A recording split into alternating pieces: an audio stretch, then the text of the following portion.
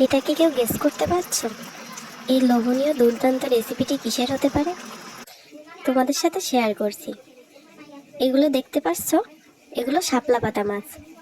আমি কেটে সুন্দর করে ধুয়ে নিয়েছি, নুন হলুদ মেখে ম্যারিনেট করে রেখে দিয়েছি। এখানে নিয়েছি আদা রসুন পেঁয়াজ পেস্ট করা আর জিরে পেস্ট করে নিয়েছি। আলুগুলো ভেজে তুলে রেখেছি। গরম তেলে মাছগুলো শক্ত শক্ত করে ভেজে নেব। এভাবে সবগুলো মাছ ভেজে নামিয়ে নিয়েছি।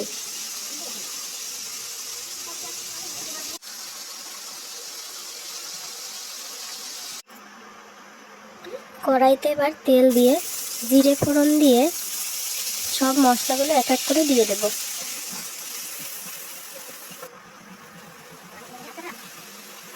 এবার পরিমাণ মতো নুন হলুদ দেব।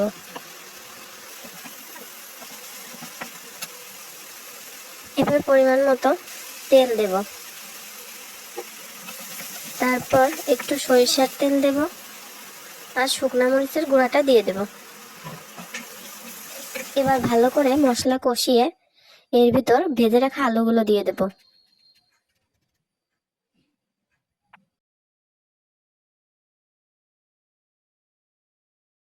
তারপর মাছগুলো দিয়ে দেব।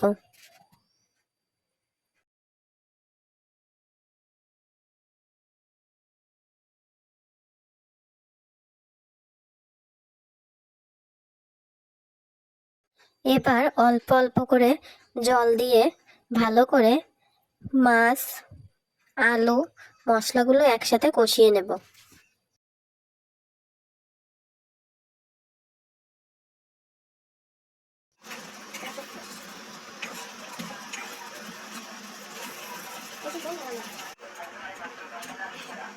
এবার ঝোলের জন্য জল দিয়ে দেব।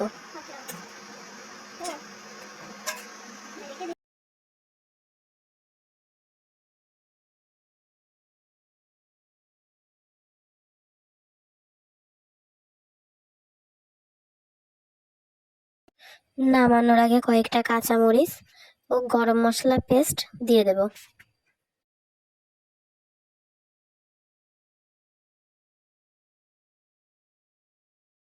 এই তো রান্না হয়ে গেল লোভনীয় স্বাদের শাপলা পাতা মাছের তেল ঝাল।